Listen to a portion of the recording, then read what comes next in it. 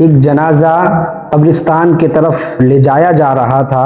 اسی درمیان میں ایک شخص آ کر جنازے کے آگے کھڑا ہو گئے اور کہنے لگے کہ یہ مجھ سے قرض لیا تھا، ابھی تک قرض نہیں ادا کیا ہے۔ اور ان کے 3 بیٹوں نے کیا ہی بیٹھ کر کے سوچنے لگے، قرض زیادہ تھا۔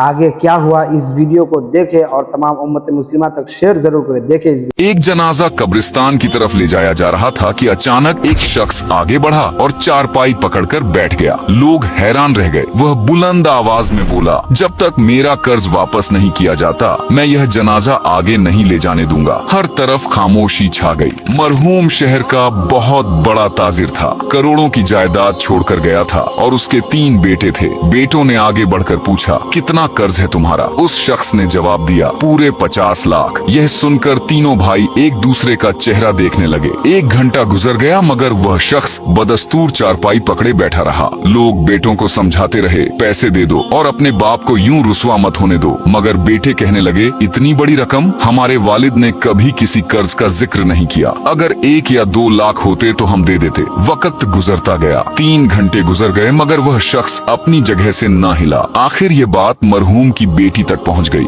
جب اس نے سنا کہ اس کے والد کا جنازہ رکا ہوا ہے تو وہ زور زور سے رونے لگی۔ فوراً اپنے کانوں کی بالیاں، ہاتھوں کے کنگن اور شادی کا سارا زیور اتار کر ایک تھیلی میں رکھا اور کہنے لگی، یہ سب اس شخص کو دے دو، کہنا یہ بیچ کر اپنا قرض پورا کر لے، اور اگر پھر بھی کچھ کم پڑ جائے تو باقی میں ادا کر دوں گی، لیکن خدا کے لیے میرے باپ کو رسوا نہ کرے۔ جب وہ تھیلی اس شخص تک پہنچی تو اس کی آنکھوں میں آنسو آ گئے۔ وہ فوراً کھڑا ہو گیا اور بلند آواز میں بولا، مجھے مل گیا، مرحوم کا اصلی وارث مل گیا۔ پھر جنازے کی طرف دیکھ کر کہنے لگا، میرے دوست مجھے معاف کر دینا، حقیقت یہ ہے کہ مرحوم نے مجھے نہیں بلکہ میں نے مرحوم کے 50 لاکھ دینے ہیں۔ انہوں نے مجھے کہا تھا کہ اگر مجھے کچھ ہو جائے تو یہ رقم میرے اصل حقدار کو دے دینا۔ پھر وہ لوگوں کی طرف مڑا اور بولا، اور وہ اصل حقدار مرحوم کی بیٹی ہے جس نے اپنے باپ کی عزت بچانے کے لیے اپنی شادی کا زیور تک قربان کر دیا۔ یہ سن کر ہر آنکھ نم ہو گئی۔